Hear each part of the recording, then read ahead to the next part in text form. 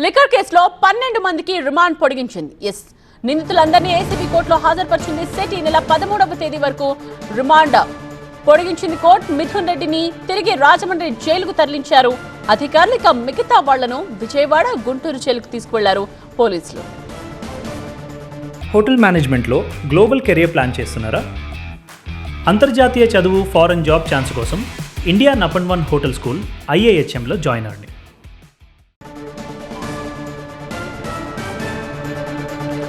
కోర్టుకు హాజరైన సందర్భంగా చెవిరెడ్డి మరోసారి మీడియా ముందు తన వాదన వినిపించారు.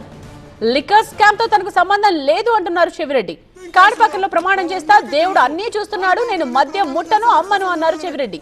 కేసులో నన్ను అన్యాయంగా ఇరికించారన్నారు. మద్యం కేసులో సంబంధం ఉందని చెప్పండి. అన్యాయం ఇది. దేవుడు ఉన్నాడు, భగవంతుడు అన్ని చూస్తున్నాడు.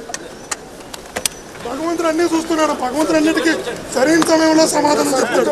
దేవుడు నమ్మిన నేను ఖచ్చితంగా ఈరోజు బాధపడవచ్చు, కష్టపడవచ్చు, శిక్ష అనుభవించవచ్చు చేయను. కాబట్టి గాంధీ చెప్తాడు, 100 మంది తప్పు చేసిన వాళ్ళు తప్పించుకోవచ్చు కానీ తప్పు చేయని ఒక్కడు కూడా శిక్షించబడకూడదని.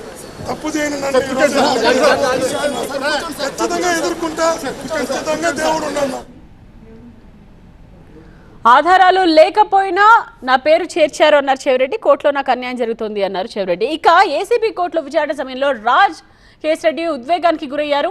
ఏసీబీ కోర్టు హాల్లో కేసిరెడ్డి కంటతడి పెట్టుకున్నారు. తను కావాలని కేసులో ఇరికించారన్నారు. 45 ఏళ్లుగా ఉన్న మా ఆస్తుల్ని స్వాధీనం చేసుకున్నారన్నారు. స్టేట్మెంట్లో నాతో బలవంతంగా సంతకం చేయించుకున్నారన్నారు. బెయిల్ రాకుండా కుట్రలు చేస్తున్నారన్నారు కేసిరెడ్డి.